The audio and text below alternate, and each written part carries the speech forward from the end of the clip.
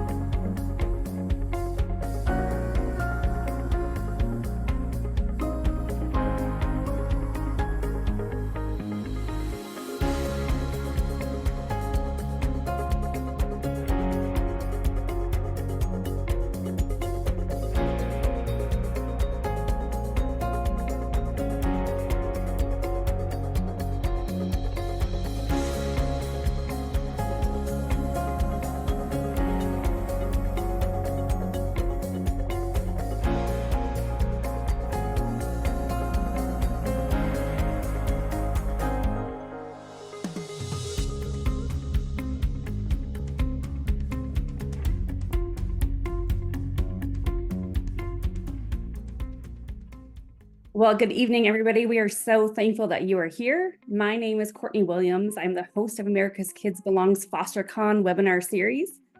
I am a licensed foster parent of more than 17 years for more than 60 kids. I've also adopted 6 kids, 3 of those through the foster care system. I work at America's Kids Belong to help inspire and equip others to do the same. And on behalf of America's Kids Belong, I want to welcome you to be here tonight for this event. We're super excited for fostering permanency, and we're glad again that you are here. At America's Kids Belong, it's our mission to dramatically improve the experiences and outcomes for kids in foster care. This event is part of fulfilling that mission as we dive into what adoption for foster care looks like when reunification isn't an option. We strive to always be above report, and we want to engage in conversation in which ethical practices are held so that youth are not aging out of foster care without a family. I'd like to quickly review a few housekeeping items as we get started. First, please take a moment to review the slides again that are scrolling. They share info on our wonderful keynote speaker and our panelists that are sharing with you tonight. It would also be fun to see where everybody's from, so feel free to use the chat and just share. You don't have to share your name, but you can share your name, but share where you're coming from and joining us from tonight. This discussion will be recorded and shared on social media and other public platforms. And thanks to those of you that did submit some questions with your registration. We will have a Q&A time at the end. And also know that your Q&A, there is a little button at the bottom on Zoom where you can submit questions throughout this evening. So if you have a question, know that we will try our best to answer that at the end of tonight's session. Some questions that you might ask we'll answer as we kind of go, and we will kind of filter those as to the ones we feel should be answered or are most important. But you can always use that Q&A session up until the moment that we start that, and even as we get going with the Q&A. At the conclusion of today's event, a survey will pop up, and we'd be so grateful if you would fill that out. Just gives us feedback as to how we can make these events better and better all the time. And lastly, you will be getting an email, a follow-up email as well with some helpful resources and some next steps. We'll also super excited to announce that we have a brand new foster-friendly podcast where we share some inspiring stories and help guide you. A lot of these ladies have or will be on that podcast as well. So we will have that link in your email, and we encourage you to check it out and share it with other people. And also in that email, there will be a certificate if you need it for certification hours. We always want to be able to provide you with resources to stay in the game or join the game if you're not there yet. So, but now I would like to introduce to you our keynote speaker of the evening, Pam Willis. Pam came across a news story in 2019 that would change her and her family's life forever. She learned about 7 siblings who were in the foster care system for about a year following the tragic car accident that took the lives of their parents. About to be empty nesters, Pam and her husband Gary said yes to pursuing adoption of all 7. Their adoption story went viral with an Instagram video that got shared by Kristen Bell and Michael Boulay, among many others, propelling her to a following of more than 100,000 virtually overnight. Pam has used her experience fame for good, dedicating what little spare time she has to raise awareness around the needs of kids in foster care and becoming a trusted voice in support of foster and adoptive families. We are so grateful for you to be with us here, Pam. It's a true pleasure to have you with us tonight. Thanks so much, Courtney. Yeah, so Pam, as kind of shared, you and your husband have this remarkable story. It's a true story, and it's been shared widely from the Today Show to People Magazine. Lots of people know it. Lots of people have heard your story, but there's probably a lot of people that haven't either. So can you just share a brief overview of what your story was and how you came to be with us tonight? Of course. Our story is one that took a journey for a few years through foster care to begin with. My husband and I became foster parents when we had 5 biological children that were growing, graduating, moving out. And we had 2 still at home. They were teenagers, kind of like 1 foot out the door, like I'm a grown up now. But we did start fostering at that point, and those children that were still at home had a wonderful experience helping with fostering, and we did that for 5.5 years. And then the youngest of our biological children was graduating, and so we have this huge house because we had raised these 5 children in the house, and we thought, well, it's time to sell the house, and we were a little sad about that, and we were dragging our feet a bit.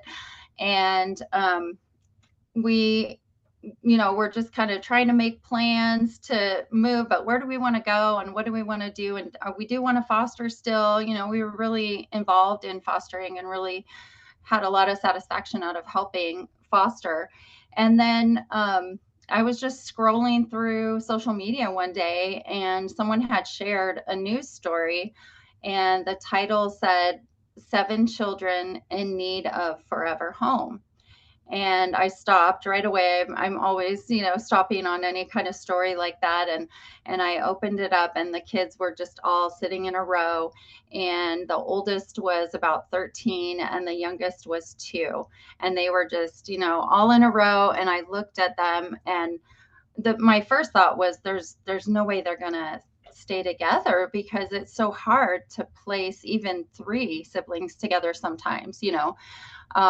So above that, 4, 5, 6, and then up to 7, you think, oh gosh, they're going to have to be split up. So the thought process went exactly like this. I said, oh, no one's going to have room for them. And then an instant next thought in my mind was, you have room for them.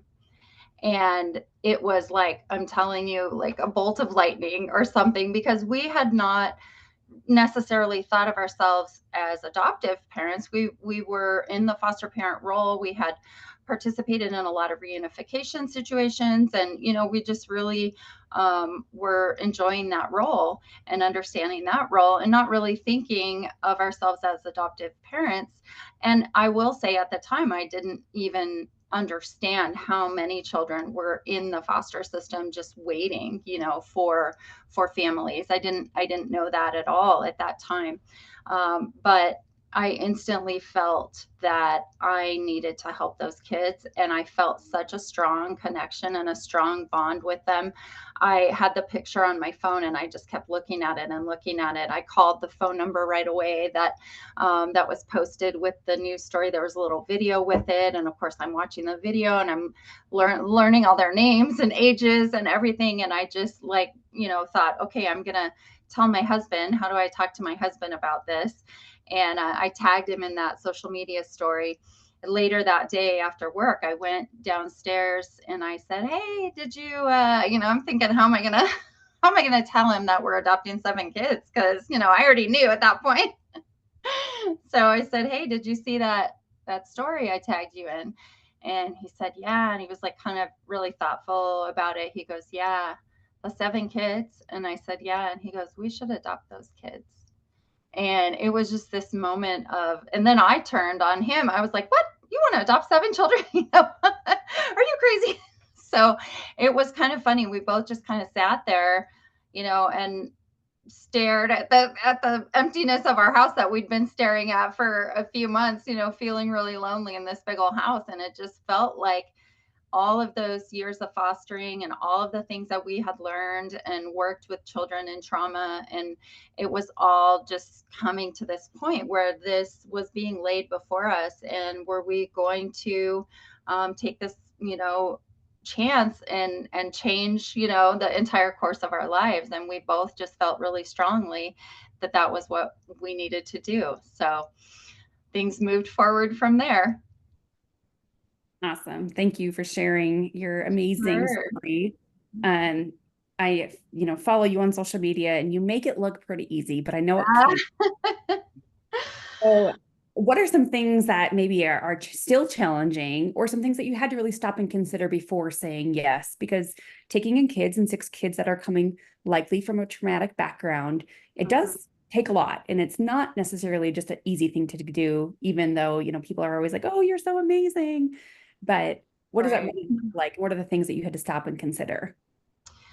Well, initially we're like, well, we raised five, which is it at least gives you the, ability to manage, a large household. So we felt like we had at least that under our belts, that we could manage a large group of kids.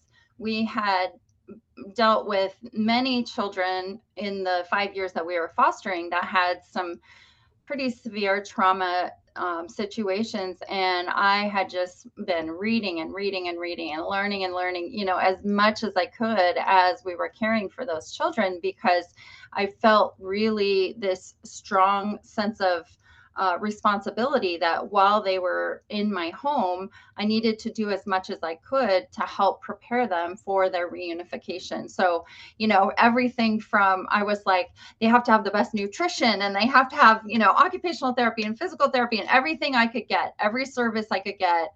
I just thought it's my responsibility to load them up and prepare them, heal them while parents are healing, as is the goal of foster care. And so I did dive really deeply into any issues that our children that were in our home had, and we had most of our placements for at least a year. So it was an opportunity for in-depth, deep dive to learn all these things. And so I felt that prepared us for it. And I think just the fact that, I don't know, I think we were always so supported in foster care. Our community supported us, our family supported us. I don't even think that it was a question of whether we would have support, although I did talk, individually to my 5 children. A couple of them were married already at that point, but I talked to them and I just said, this is what we want to do. And these are the kids. And they were used to welcoming children into our home, and making them feel comfortable. So it wasn't much of a stretch for them to imagine other children in the home and being part of the family, for a while. But then it was like, oh, okay, though, this is forever though. And they my oldest son was like, don't spend your retirement, and all this.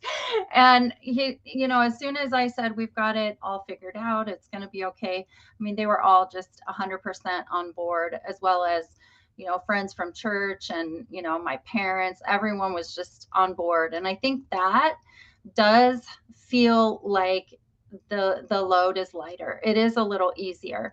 I will not pretend that any of it is easy, but I think that the education that I prepared myself with really helped me to intellectualize problems that came about, instead of, oh gosh, how do I handle this? I'm not doing a very good job. Or, instead it was like, oh, okay, I've seen this, I've read about this is this, and this is how we handle it. And I would go to my husband and he would be maybe exasperated about something, and I would say, no, okay, so what they need is we got to do this, and he'd be like, okay, I just always had the answers.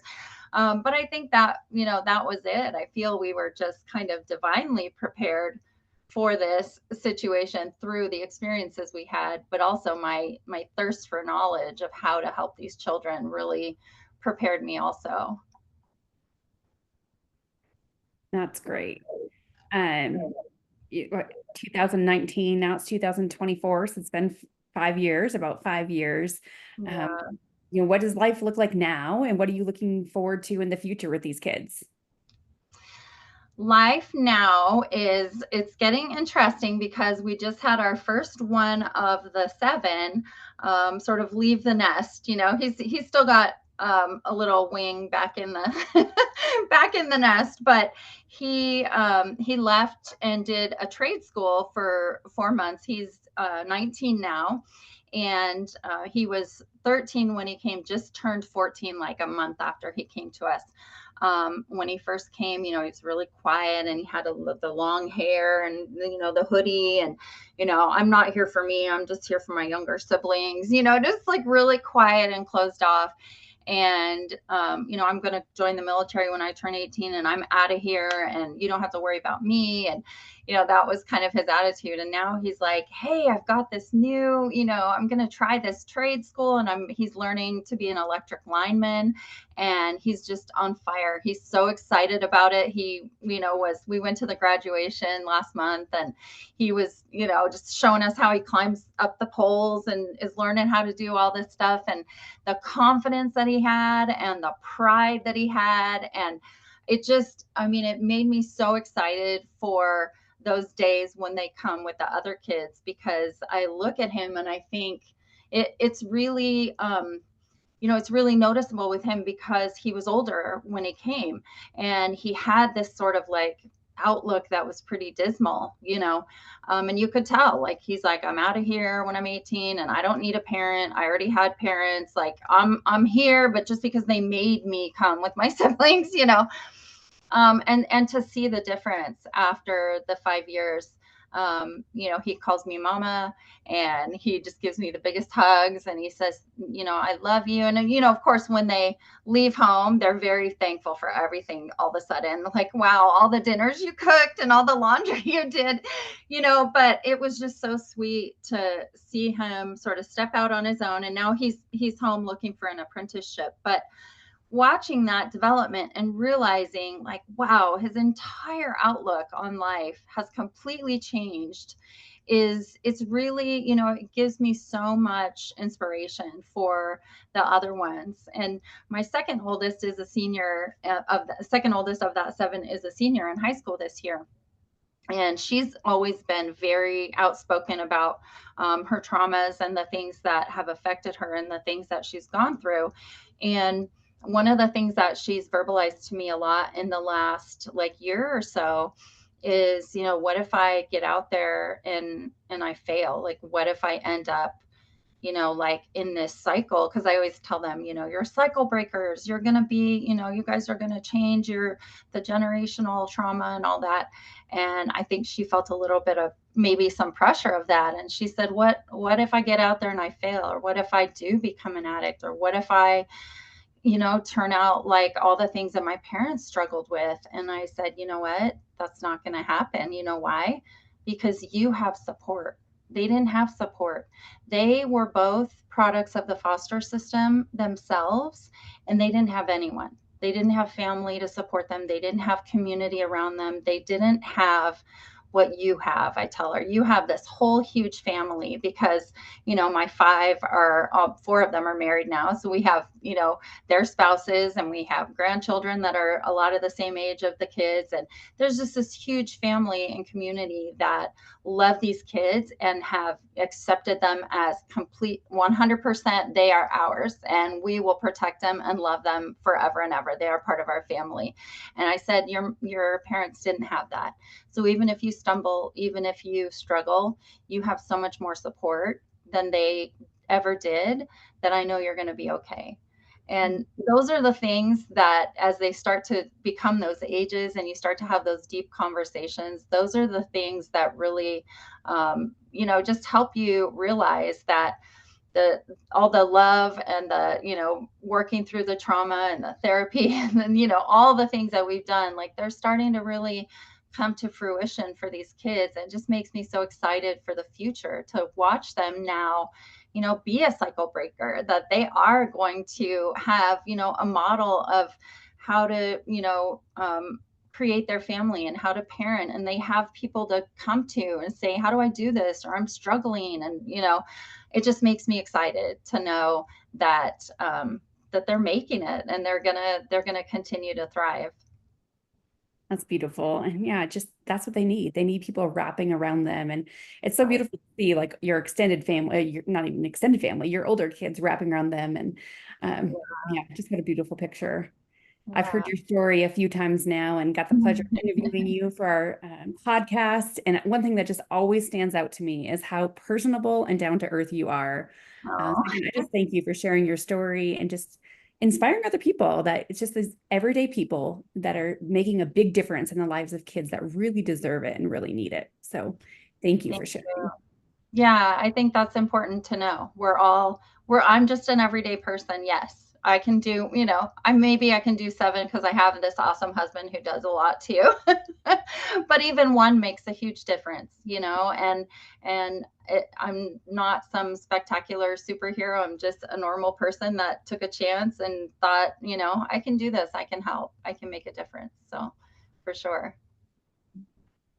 Well, we're going to transition our time a little bit now into our panel, which Pam will also be on. So Pam you'll get to hear more from her. But we're going to ask some of the most pressing questions that we get that people always have around adoption from foster care. So tonight, along with Pam, we are delighted to welcome Hannah Rodriguez and Liesl Atherton. Hannah lives in Georgia, where she's a current foster parent and welcomed a young man into her family after he aged out of foster care. Liesl is in Kansas and has worked for America's Kids Belong for many years with our I Belong project, which films youth who are waiting to be adopted. And she's fostered and she's worked in the child welfare system prior to AKB. So thank you for joining us, Hannah and Liesl. And we are going to jump into this discussion that hopefully answers a lot of great questions. But again, if you have questions, drop them in that Q&A thing so we can get to those as well at the end. So Liesl, we're going to start with you. Kind of mentioned at the beginning in the intro, but reunification is the goal of foster care, but it's sadly not always the outcome. It doesn't always happen. So what does that look like when reunification isn't possible? What does that look like for a case, a child, and what happens next? Sure. So when the system has worked the case, so what that means is that the parents of the children have been working a case plan, and ultimately it comes to the time that the court has to make the decision that the parents were not successful to be able to safely bring the children back home. And so that means that a termination would happen.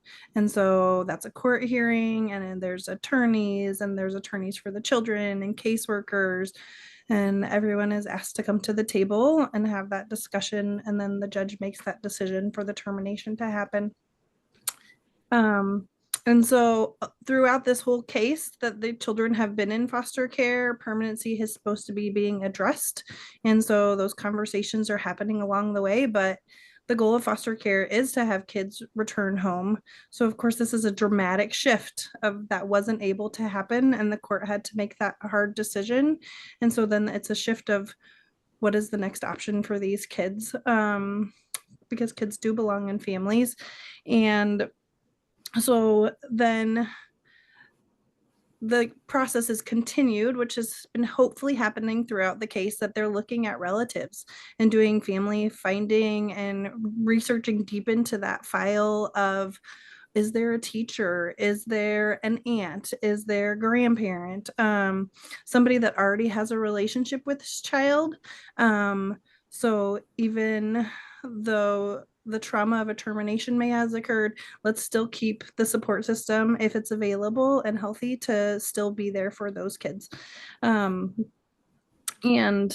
And looking at keeping siblings together. So Pam is the example of, here was a family that was able to step up and say, we can take all seven, because that's a huge need for our kids that are in foster care to be able to be together, and we see their success staying together.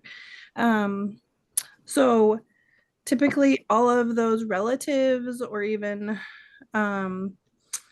considered relatives, maybe those school teachers or coaches or other people in the kid's life might be considered first, because again, we want to maintain those relationships.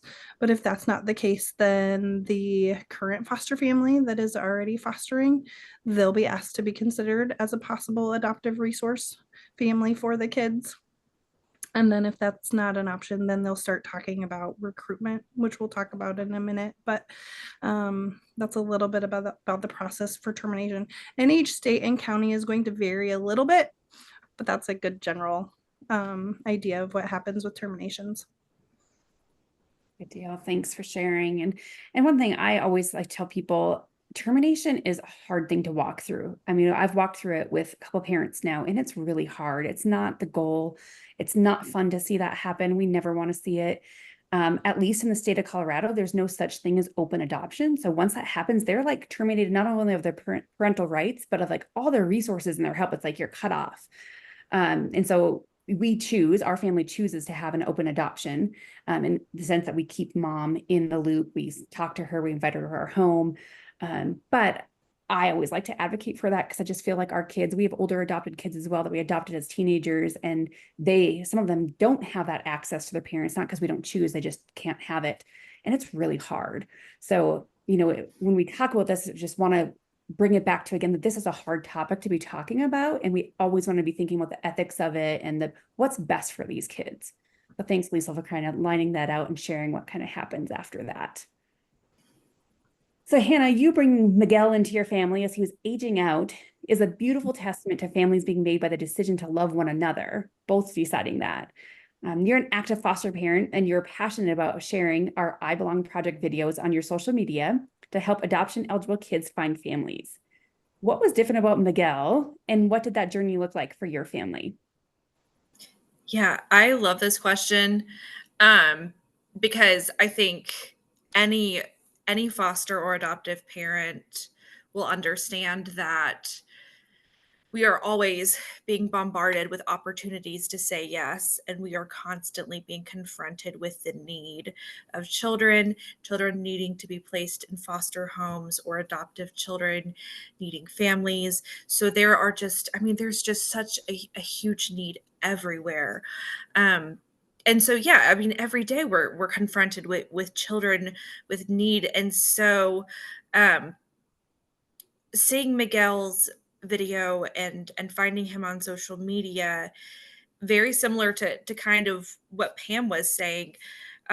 It wasn't this huge like writing in the sky moment. It wasn't this like sacred, like big like angels, with trumpets kind of thing. It was this, oh, like he needs somebody and I can be that. And so, yeah, Miguel's video was being shared pretty frequently at the time because he was close to aging out. And so I was seeing his face, come on my feet a good bit. And just so I was being faced with just this urge and this like nudge. Shared it with my husband, kind of similar to Pam's story. And it just started with like, well, like, could we be his mentors? Could we start mentoring him? And we didn't even know like where in the state he was. Like, was he 6 hours away? Like, how realistic would a relationship with him be? But we're in Georgia, so Georgia's Kids Belong helped connect us with his caseworker, and we found out that he was actually living in a group home just 30 minutes north of us. And so we were like, this is perfect. But it just started with a really simple mentorship. Miguel was waiting for adoption, so he had zero support system. He was transitioning into adulthood, and he had elected to stay in foster care after he turned 18, which I don't know if this is consistent across the United States. You can do that until you're 21. And so he'd elected to stay in foster care, and so we just started by mentoring him, and that turned into coming over on the weekends, which turned into coming over for holidays, which turned into about a year ago him moving in and becoming part of our family. So it wasn't this grand thing. It was just a million little yeses, and I can be that person. Mm-hmm.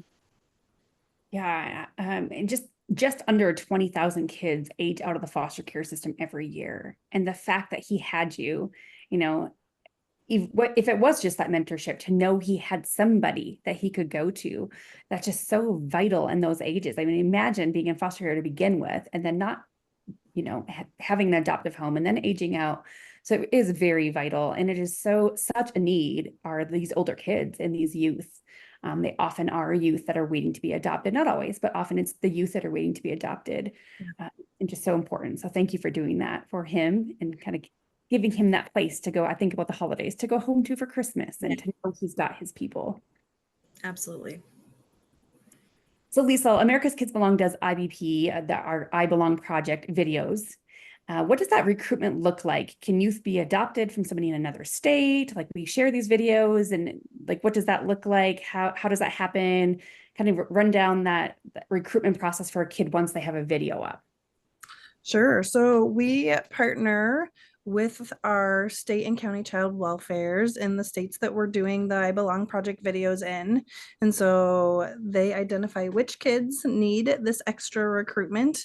And so we partner with them. And what does that recruitment look like? So the kids are invited to come to what we call I Belong project video shoot days. And we just did one that Hannah got to attend in Georgia at an aquarium. So we try and give them a really fun day where they can relax. And we have a chat with them. The founder of the project, she was going to photo shoots and meeting these kids and just saw if somebody could just hear everything that this 15-year-old boy has to say about his hopes and dreams, what a game changer that would be for a family to get to know that he wants to be an EMT, and like he might want to go into the Marines and he might want to go into the military, but what does that look like, to hear his hopes and dreams directly. And so that's where the videos started from. And so then using those to recruit. And so we partner and get all the people's approval to say, like, this is such a sensitive thing. How can we share these with dignity for each one of these children, to be able to find a family, like you've just heard about these kids finding families. And so it's on social media. It might be through a news station if we have permission to do that. It's shared at churches or other events that we're partnering with our county and state local agencies that are recruiting. We gift these videos back to these partners so that we don't ever want it to be a child can't have a video. So we gift them for recruitment because we've seen the dramatic difference it makes. Over 50% of all of the kids who have had a video do find placement with families. And so families are seeing the videos and the videos are being shared. And even people will come and maybe volunteer at one of those days and go home and talk to their sister and say, hey, I just met this really amazing kid. So the personal stories, but then the widespread recruitment, to be able to share those. As far as adopting kids from out of state, that is a possibility, but it's not typically the first choice. So as we've talked about all the trauma that happens for a child to have to be in foster care and then to get to the point of termination and needing adoption recruitment, like the team wants to try and preserve any connections that child has. And so they're gonna try and keep a kid as close to home as possible with those supports still in play. But they will still consider families out of state. And we'll talk about this a little bit more, but like with the requirements in place. So Pam was already a foster parent. And so she was able to already say, like, I've done this training, and she showed that she was able to keep doing training to support the children's needs that were going to be joining their family. And so so it's definitely a possibility, but it's not usually the first thing, just to keep those connections for each child. Yeah.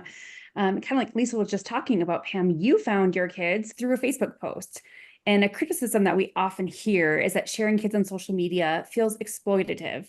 While we take great care, like Lisa was explaining, to respect the dignity of each child, the angst around that is understandable, right? So how do you respond to people who have this concern in maybe feeling like it's exploiting kids to share videos? In my experience, I definitely had those comments in the beginning, from on my social media page that I created. I created the page because I was just so excited to share these kids, and I was just waiting until adoption day so I could share, because the rules in foster care, are usually don't show their faces. And I thought of it as just like when I was giving birth to a child. We show pictures of the new family member. And so to me, I was just kind of perplexed why people would feel that, that child should be denied some visibility. I think that you could really go either way with how you think about it. I absolutely understand and respect those that don't want to be on social media and are very private, but there are adults like that too. Like there are all kinds of people in the world, and some of these kids that are doing the I Belong project, they probably also have their own social media pages, and they're probably just out there on TikTok with their friends and stuff. I mean, this world is a different world, and I think about how, if I had not seen the story of my children, where would they be? And that story was actually on the news. Like you had mentioned, one of the ways is sometimes the local news stations will share stories. Well, the neighboring county is where these kids were, and that's San Diego County. In San Diego, they have a weekly just like feature of a child or a couple of a sibling set or something.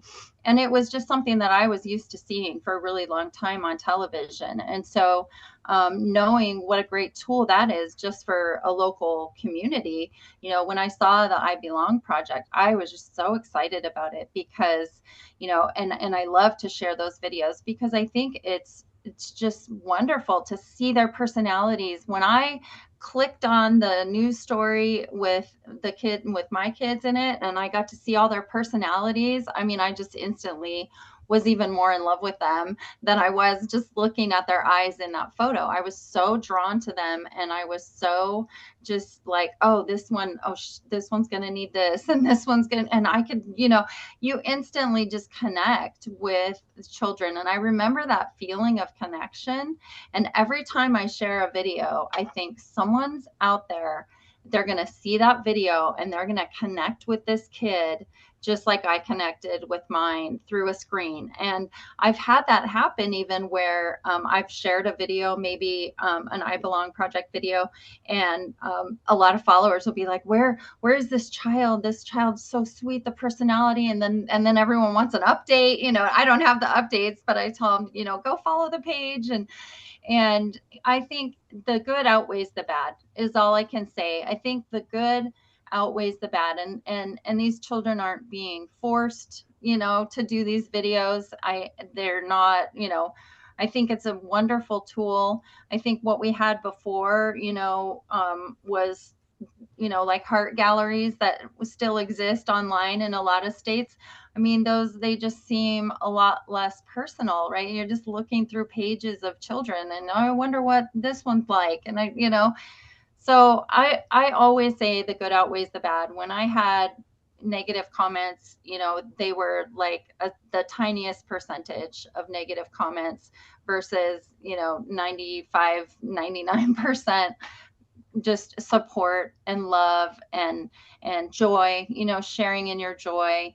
And I say, if it's going to help these children find their forever families, then we just got to keep doing it. I mean, those numbers are wonderful. And, the numbers of recruitment and ability to place these children with their forever home. I mean, how can you argue with that?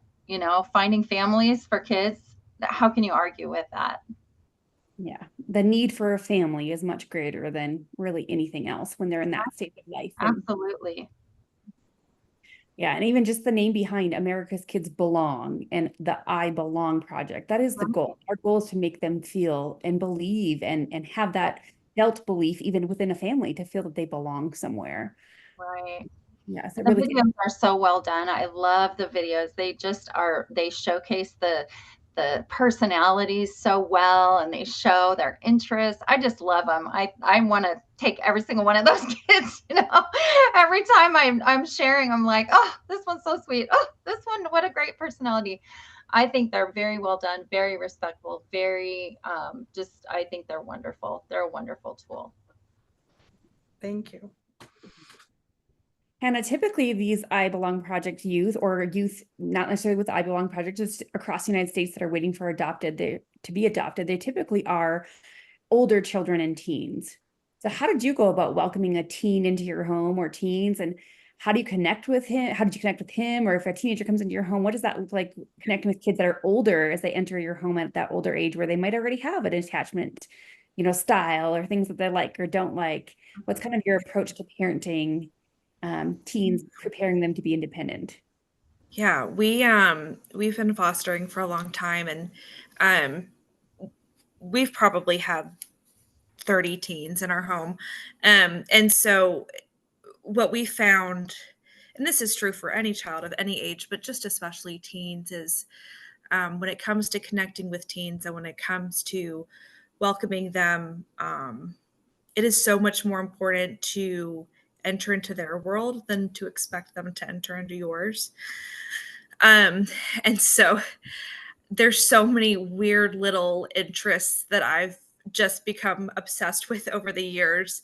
I know more about rap artists and Minecraft and, just skateboard tricks and just, weird little things because whenever we welcome a teen into our home, one of my first missions is always to figure out, well, like, what's their interest, and then to become as obsessed with that thing as they are. um and when they see that I'm genuinely interested in what they're interested in, that is a huge it's a huge way to connect with them and to kind of break down those walls a little bit and get them to open up. And then also just the first few weeks kind of mirroring where they're at. Every teen is like so different. We've had some kids come, they want to hang out on the couch, they want to eat dinner at the table with us. They're so ready to connect and to hang out with the family. We've had other kids come who want to spend all day every day in their bedroom, who want to sleep all the time. And so every child is different, and we kind of gauge where they're at those first couple of weeks and mirror that and give them the space and the time they need, before we bombard them with everything that life is going to expect of them. So a lot of it is about meeting them where they're at and seeing them where they're at, and just being as interested in who they are, because I've found that kids, I mean, they all have such a good read on how genuine that you are, and how interested you are in them. And so, yeah, that's been so important. Yeah, connection is what I hear you saying. Yeah, Connection before absolutely. anything. Yeah. You need to feel that you really genuinely care about them before those walls of trust are broken down. And For yeah, sure. it's beautiful. Pam, the loss of biological family is very profound. What are some ways that you work to acknowledge or remember your children's families? Especially your kids, they came from a tragic incident. Is there something that you do or some ways that you value their life before you? I absolutely allow any conversation about that, at whatever comfort level they have with it at different times, throughout their growth. I think it's so important to make the environment, open to that. One of the first overnight visits we had with the kids was actually Mother's Day weekend.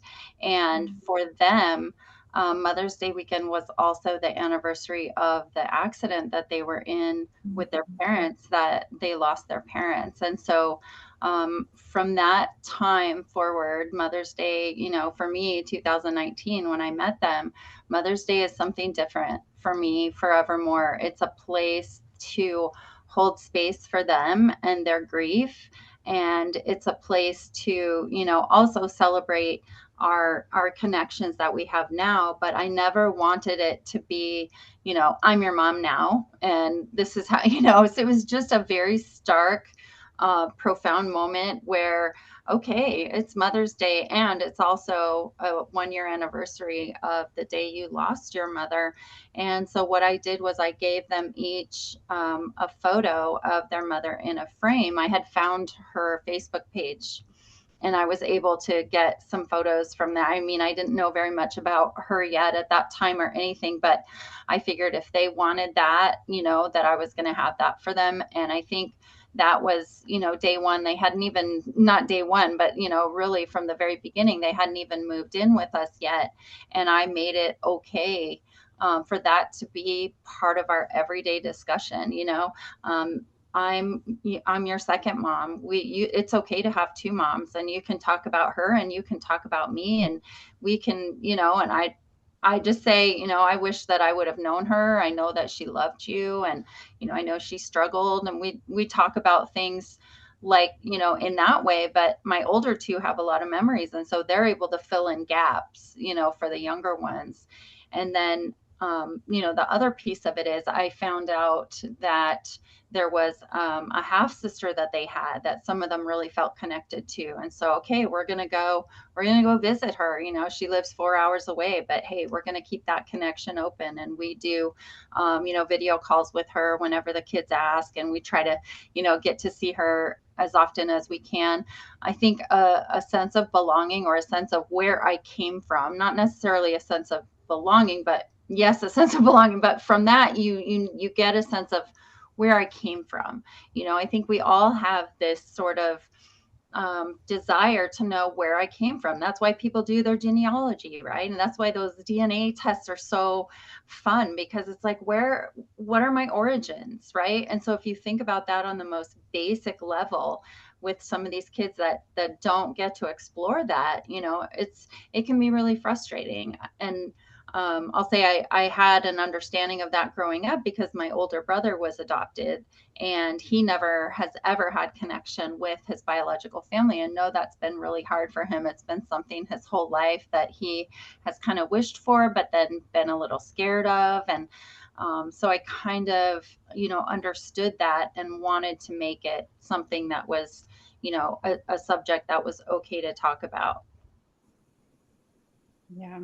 I know in our family, we will tell our kids anything, right? So if they ask age appropriately, we're going to give them an answer. We're not going to hide things. That's what we've chosen. We don't hide. We were just out to dinner last week, and my 4-year-old, she's one of our adopted kids. She was in her biological brother's 6, and she was asking one of her older brothers, who's Black, and she was saying, well, you have another mom? Because he was talking about her, and she goes, wait, you have another mom? Mom. And she was kind of getting frustrated about it. And he's like, well, I have another mom. And I said, well, you have another mom too. And she's like, no, I don't. I do not have another mom. She's 4, and she can understand it, but we're still sharing, we're starting to talk about those things where her 6-year-old brother understands at a deeper level. And we've just been very open and honest from the beginning. And again, as they get a little bit older, you share a little bit more, you open up a little bit more, or they ask more questions, and you go there, right? Yeah. Hannah, anything you would add to that?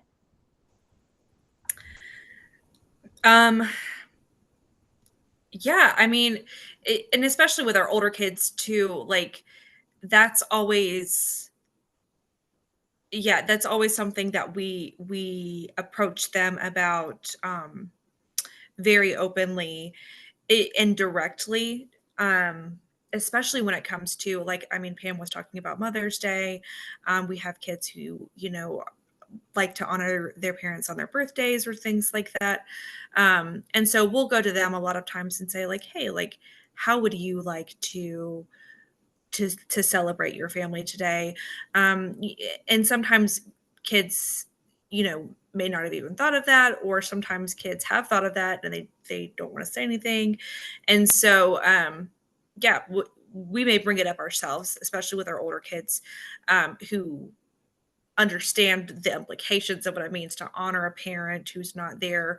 And yeah, so like, I mean, we've done things like, we planted a tree for a parent one year, and we've written cards that we've put in a memory box, and we did a birthday cake for a parent one year and celebrated their birthday. So just whatever the child chooses that they feel like honors their parent and includes their parent, that feels good to them and allows them to include them while they can't be with them. And for those that are just listening, whether you become an adoptive parent or not, a good thing to keep in mind is our kids hear all the time how lucky they are. People are constantly saying, you're so lucky that you were adopted, or you're so lucky you're in the Williams home. And we've had to come up with an even role play how to answer that question, or when people say that, because really we don't want them to feel like they have to feel that they are lucky that this was their life path, right? We want them, to feel that it's okay to be sad, to acknowledge loss. And so we'll often, if it's somebody we don't know well, we'll often just say, no, we're the lucky ones, and leave it at that. But it's okay to role play those things and to talk about those hard things that are going to be the reality that they're going to hear. And they hear a lot of weird, odd, naive comments when we're out in public, and just being able to talk about, even that people will ask them, well, what happened to your biological family, or why are you adopted? And things people don't even think about. But it's very important as you go down this journey to consider those questions and ask other people what are those odd questions, or just unthinkable questions they should not be asking, so that you're prepared when they come, because they will come. Okay, so shifting gears back a little bit, Liesl, to this recruitment of a kiddo that's waiting to be adopted. If there are multiple inquiries about a youth, how does the team go about, like, what's that process look like of how they go about, say the Williams, the Willises, and the Rodriguezes are all inquiring about the same kiddo? How would they kind of make the decision about what family might be best? Sure. So if we had these three amazing families, as you've heard how amazing they all are, like, the case team is going to come together and review their home studies. So that's going to be the number one thing of you guys. If you're interested in pursuing adoption through foster care, if you want your name to be part of that consideration for a child that you might see one of our videos for, they have to have a way to say, could this family be the right family for this child, and support them and meet their needs. They're looking for a family for that child or sibling group. And it's not, we're finding kids for families, we're finding families for kids. And so they're really looking at what needs does this child have, what has some of their trauma look like, and is this family able to come and support that child? So get that home study first, and then they're going to consider location. So are you out of state? They might consider in-state families first. And depending on the age of the child, they might bring the child into that conversation. If they've narrowed it down to a couple families that they think could be a good fit, they might bring the child into that conversation. They might reach out and have those conversations of, what does your support system look like? What training have you done? Are you willing to consider more training about these specific things? This child might have a relationship with their maternal grandma. Are you willing to maintain that and support that? And so really going through that process of, what does that look like? So some videos you might have seen of some of our amazing kids that are a part of the I Belong project have gone viral, and some of you might have put in that inquiry and got really excited and then didn't hear back right away. And we've had kids that within a weekend, the case team is receiving over 75 inquiries from all of these interested families. But ultimately it's going to be one family. And so and appropriately, they're not going to share that child's intimate traumatic information with all of those families. Just like for any of us with our own stories, right? Of being able to protect those kids through that process. So that's something that I know that some of you may have experienced of, why can't I get more information? But that child gets to be a part of that process if and when they're going to join your family. And again, they're looking for the support that you'll be able to provide. And so they'll be able to share with that when and if it gets to that point. So typically they will call it like a matching. So they'll bring all of those families to the table, maybe via phone calls with different people to be able to get a little bit more after reading home studies. And then they'll identify maybe that specific family, and then they'll start the conversation with the child and the family together to build and make a transition plan of how that child might move into your home. Yeah. So we kind of had a similar story, Hannah and Pam, when we saw our daughter in a Weeding's Children, a North Dakota Heart Gallery flyer. We saw her picture, and we had already adopted a couple kids from Ethiopia, and we could tell that she was from Ethiopia and had a heart for older kids. And so I saw it, and instantly I was like, this is going to be our daughter. And I left it on the kitchen table at night for my husband to look at, and I watched him as he was flipping through, and he stopped and he's like, did you see this? So it was like that connection with both of us. But we inquired about her. She was living in an out-of-state foster home at the time, and her therapist and team said she was refusing to be adopted. And so we waited for a year before we even really got to meet her. And then it was a very slow process. So that's the other thing to understand. Sometimes these kids really do get, a lot of say as they're older. And if they don't want to be adopted or they're not ready, and it took her time. It took her almost an entire year, like I said, for her to even let us meet her. And then it was a slow process from there, but we took it at her speed. And, at the time it was kind of frustrating to us. We were like, oh, but now we see and we understand really why that was so important. So Lisa, thinking about even what I just said, I'm going to shift gears a little bit and ask you a different question, because I think we all know what you mean, but I want you to dive into what you said, because we hear it all the time, but really, what do you mean when you say we are not looking for a family for a kid or a kid for a family? We are looking for families for kids. What's the difference between that mindset, and what do you mean by that? Sure. It feels super awkward to be like looking on the websites as you're a family who might be interested in adoption. And like we talked about, we feel like the risk is worth it because children do belong in families.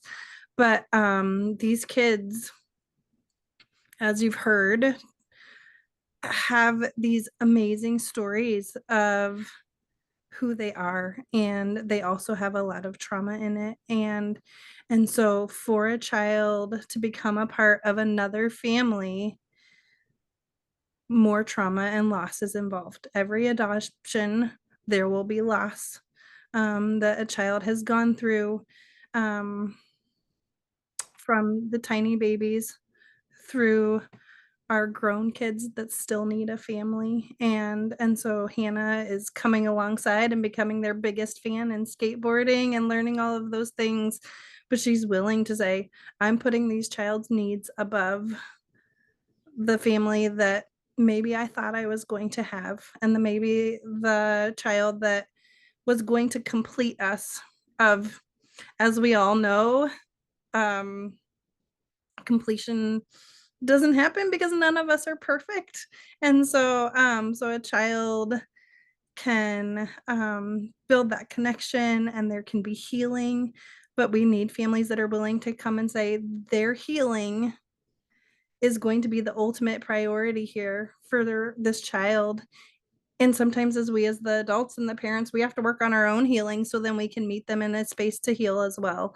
And so those are the things that all of us as foster and adoptive parents have had to go through, of like, how has my own story of trauma, it has equipped me maybe to walk alongside, but also how am I going to interpret this to not take it personally to the point of more trauma and more loss might happen for this child.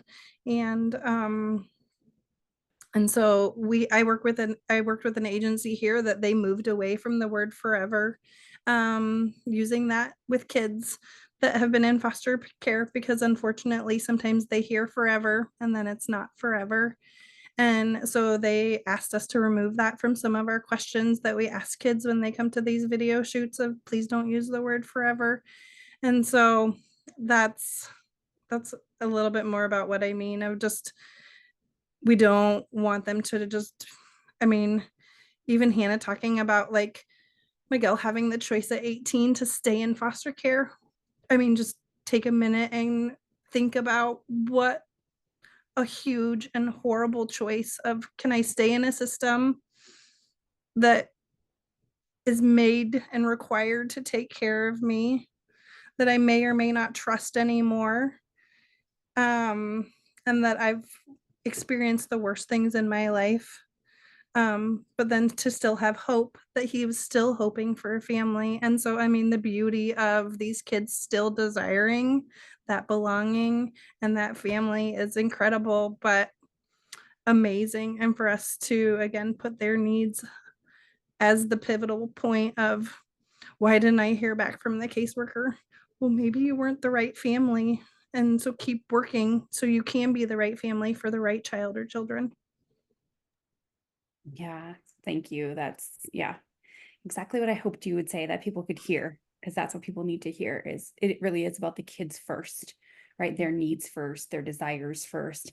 And I see it all the time. I see people getting frustrated when they see a video and they get connected and they think, oh, which it does happen. Like in our case, it did, because we were the only family at the time that was inquiring about our daughter. But you know, sometimes there are thousands of inquiries, and of course they can't have thousands of people being the home, and then people get frustrated and mad. And but one thing I like to say is that, hey, it opened your heart to something, so continue pursuing what that might have been that it was opening. It doesn't necessarily mean that one child. And then again, just trusting that there is a team that is making the decision and they have a process. They're not here to make families mad or hurt people's feelings. They really are there to make the best decision for that child. And like Lisa said, hopefully that child also has a say into it as well. So, okay, as we end up our panel time before we get into question and answers. So again, a little thing, put in some questions if you haven't already. But I want each of you to share your one piece of advice or encouragement that you would give to somebody that's considering adopting from foster care. So Pam, let's start with you. What's the one piece of advice you would give? I think the biggest piece of advice I would give is to read, educate yourself about how trauma affects a child and how those children need to be parented a little bit differently. I think that is probably the most valuable set of tools that I've had. And I think that oftentimes I wish, oh gosh, if I would have known all of these things, I want to go back and do my first placement over again, right? Because I know so much more now about how to manage different things that come up for these kids. So I would say there's lots and lots of highly recommended books, and just read and understand trauma and realize that parenting a child who's coming from a traumatic background is going to be different, but it doesn't mean you can't do it as long as you equip yourself with those tools. Awesome. Hannah, what would you say? I would say, and this may sound a little cliche, but there's always going to be excuses. There's always going to be reasons to say no. But sometimes those small yeses kind of snowball and avalanche and turn into some of the greatest decisions that you've ever made. And so don't be afraid to say yes to just the first step, and see where it leads you. And it may not be convenient, but it is absolutely always so very worth it. And Lisa?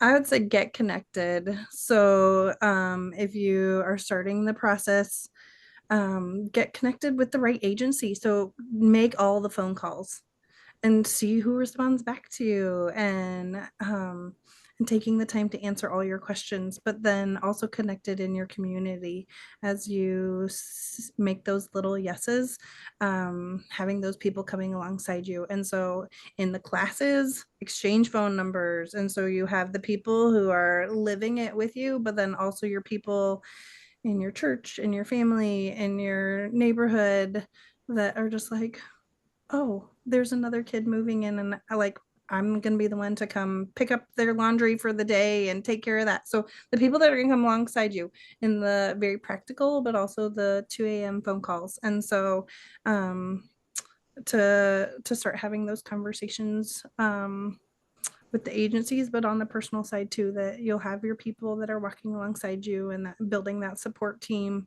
to then support that child when they move into your family too. Great. Thank you, ladies, for sharing. As we transition into this question and answer time, again, those of you that are listening, feel free to write your questions in. We're getting those and we will answer some.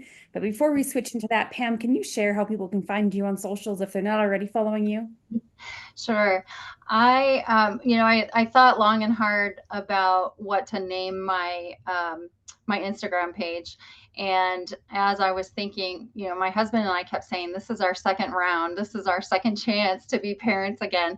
And so I named my Instagram Second Chance 7. And that's how you can find me, is Second Chance 7, my name, Pam Willis.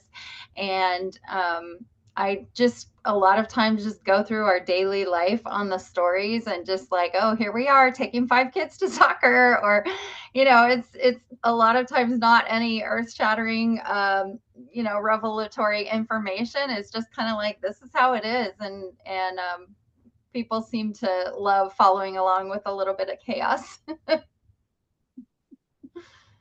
Thank you. Okay, jumping into our first question. This kind of talks on what you were just speaking on, Lisa, or asks. It says, I foster now, and when people in my circle noticed my first placement's behaviors, they began to pull away a bit. Then I lost support. How can we find a good support system so I can continue and maybe adopt? And I've seen that from a lot of people. We've had that. We had close family friends that we were doing dinner group with. We would do dinner every single week. And as soon as we adopted older kids, we were slowly uninvited from that group because people were scared of our kids. So Lisa or anybody, what would you guys say to that, of how can they really find support?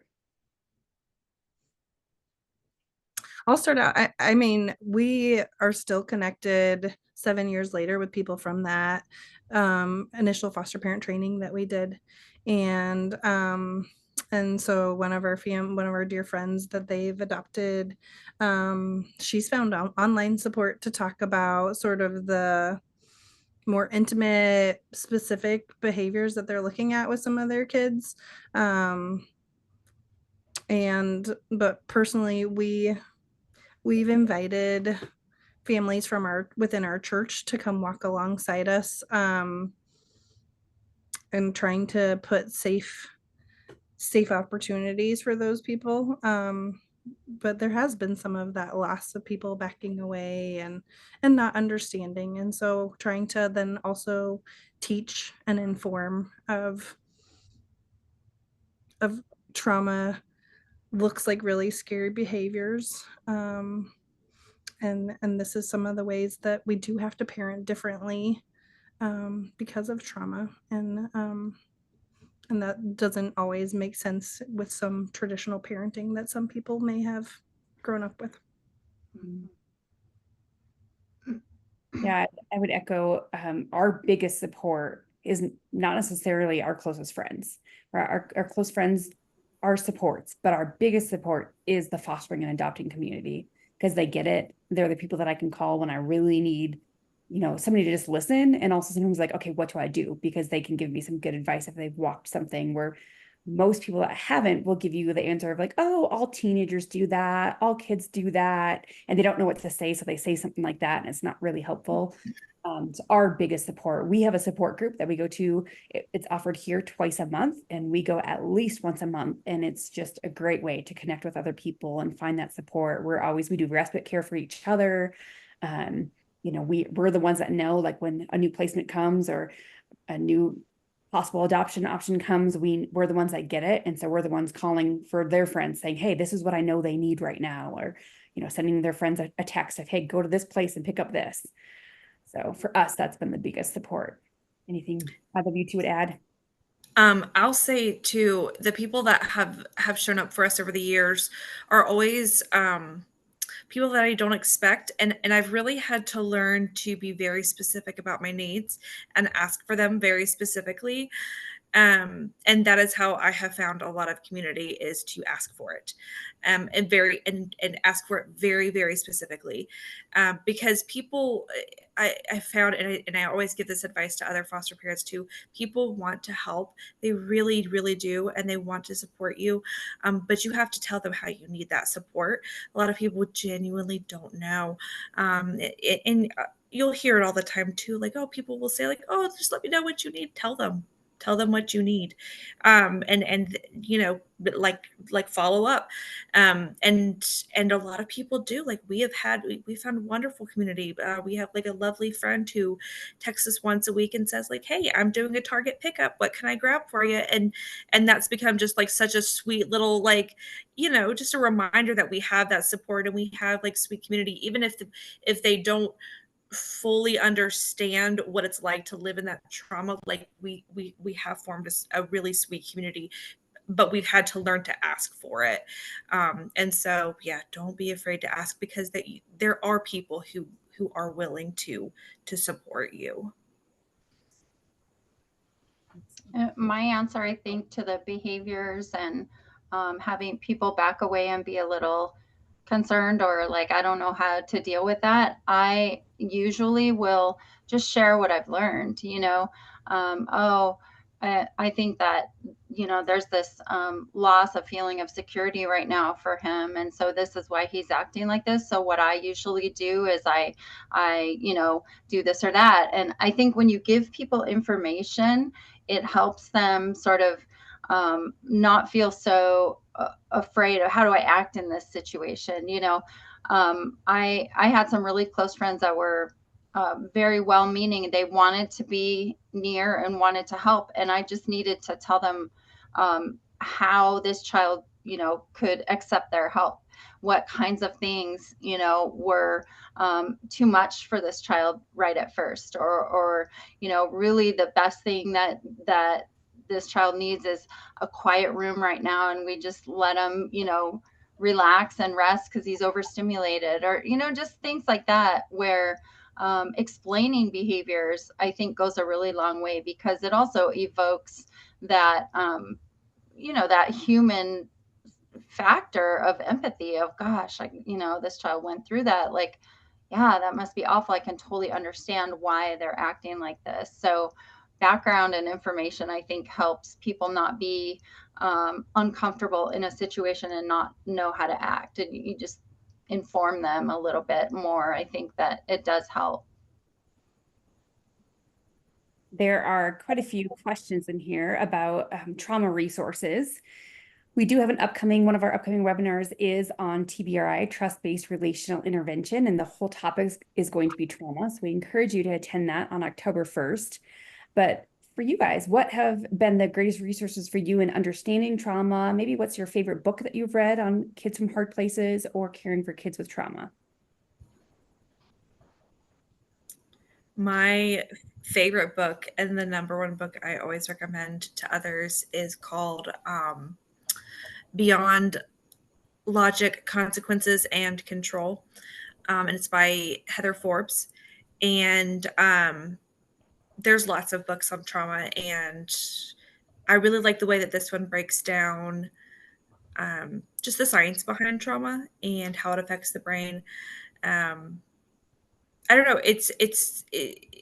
It made a lot of sense to me. I've read lots of different methods and approaches to childhood trauma and parenting over the years, but this one talks a lot about how our response to trauma is or should be rooted in love and not fear, and that all trauma is a fear response. Um, and so our response should be in love.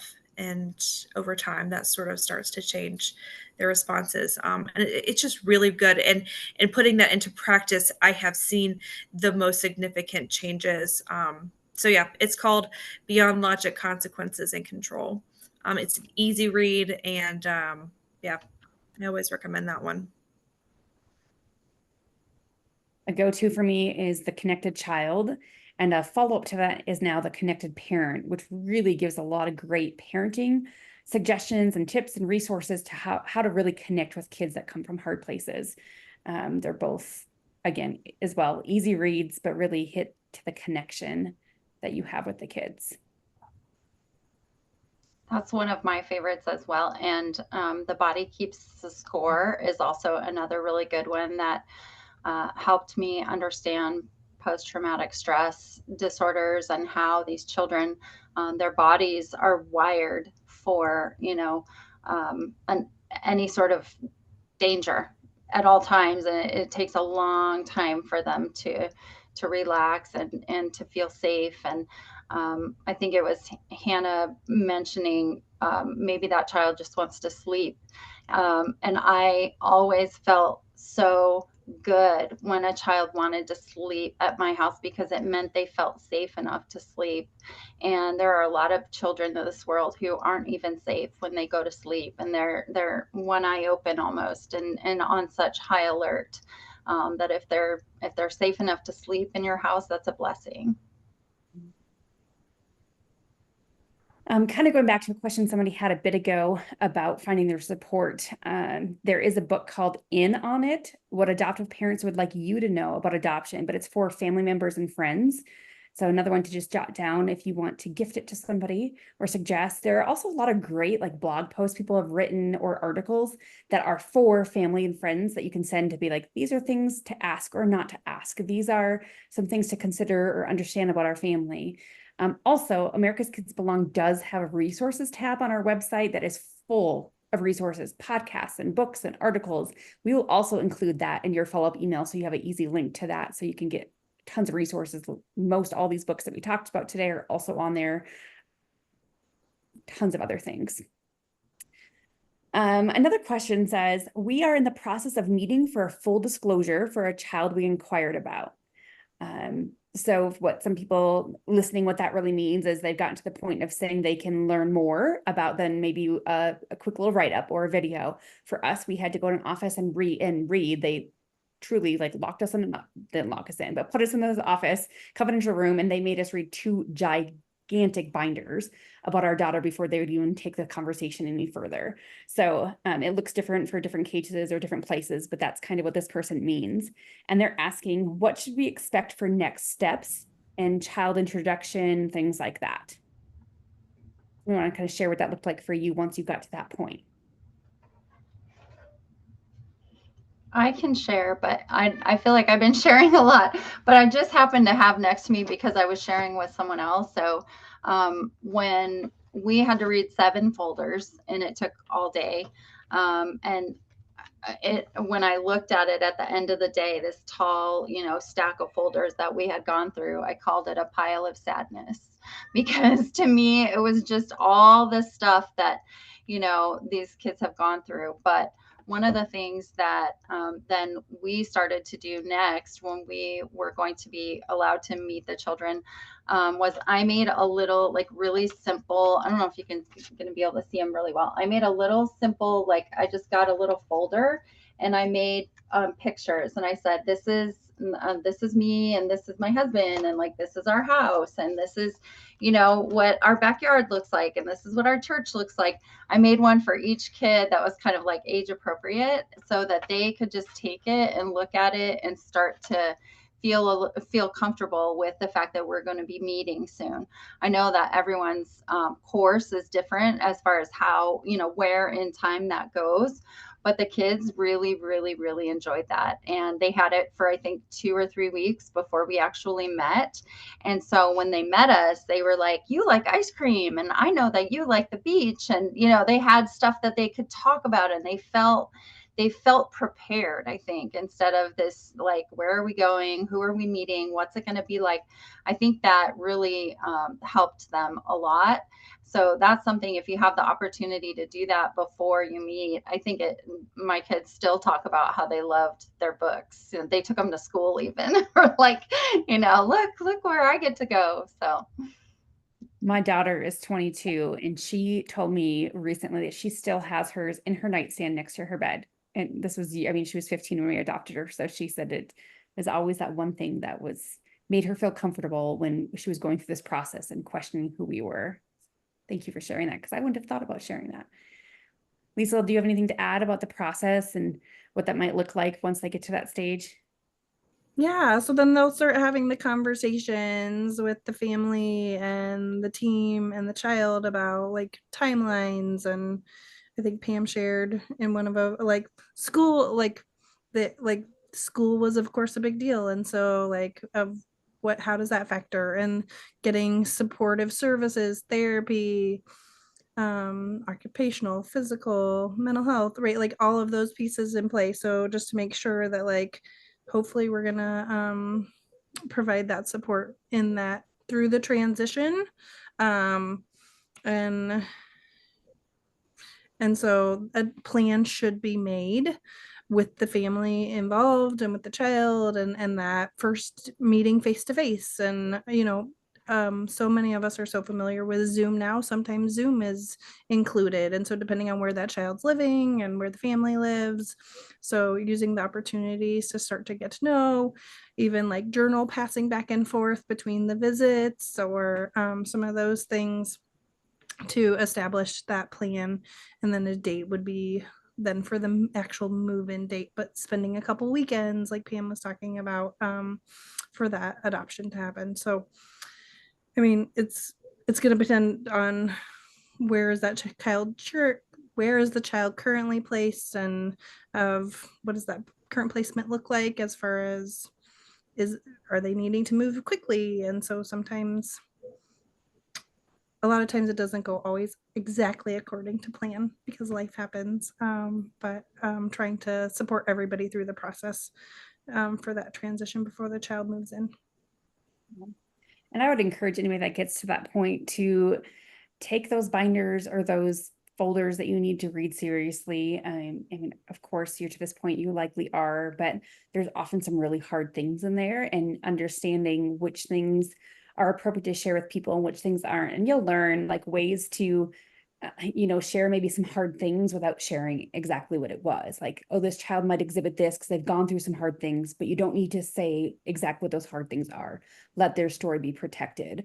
You know, you don't ever want to grow that wedge between you where they feel like you're oversharing, or you're telling people in front of, you know. So just being really mindful of, you know, even after adoption, what you share or don't share, in the way that you approach the child about their past or the hard things. Well, it looks like those were all the questions that came through. So again, ladies, thank you.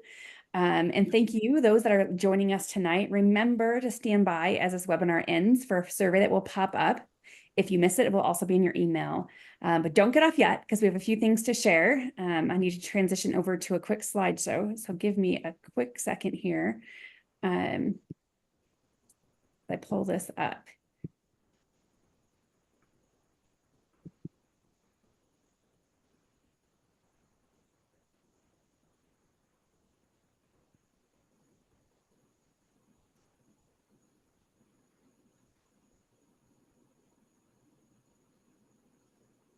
So, sorry, my computer is like resetting something, but here it goes.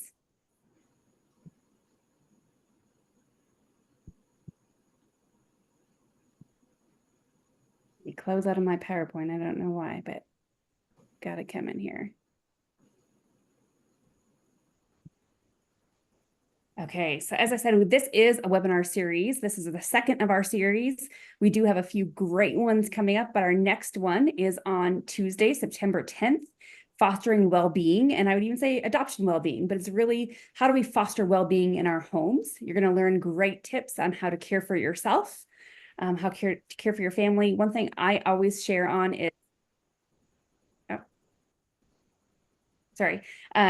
one thing I always share with people is I get tired of people saying, we are amazing. You're amazing for what you do. You're an amazing person. You're an amazing family, because it makes me feel like I have to put on this, not a show, but a happy face all the time. Like I have to act amazing because you guys all tell me this.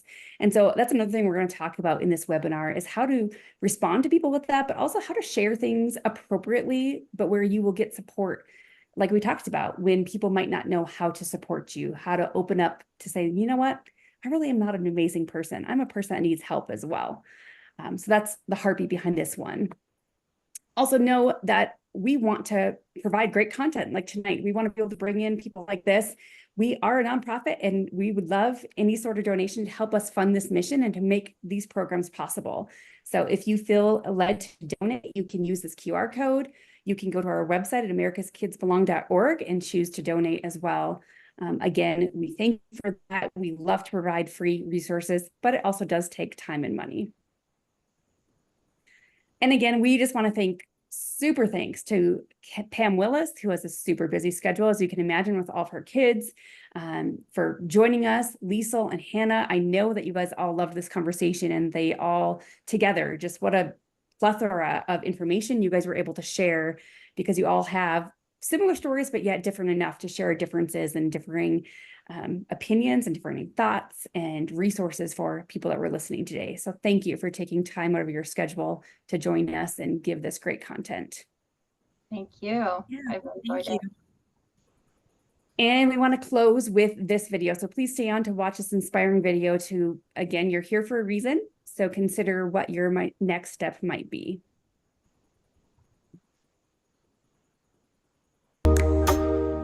I just turned 18. I know, huge party.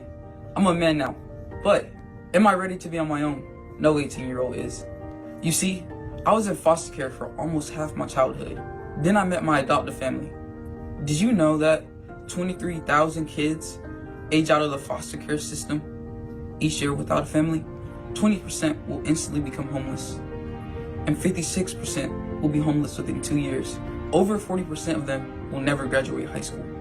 Less than 3% of former foster youth will ever earn a college degree. 1 of every 4 kids will be in prison within 4 years. Many more will be addicted, suicidal, and even trafficked. So, what's the answer? It's the thing we've been looking for all along. A family, a place to belong. Adoption gives belonging to those who can't go home to their birth families. Most people don't know that adopting costs almost nothing in most cases. There are now 114,000 kids waiting for a family in the US.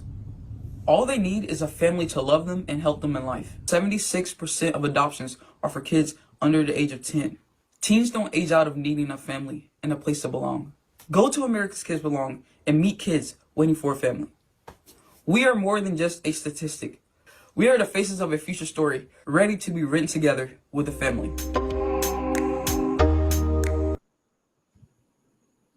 Thanks again for being here tonight. We hope that you were inspired and educated, and we hope that you will consider what your next step might be in changing the experiences and outcomes for a kid that's waiting to be adopted. Thank you.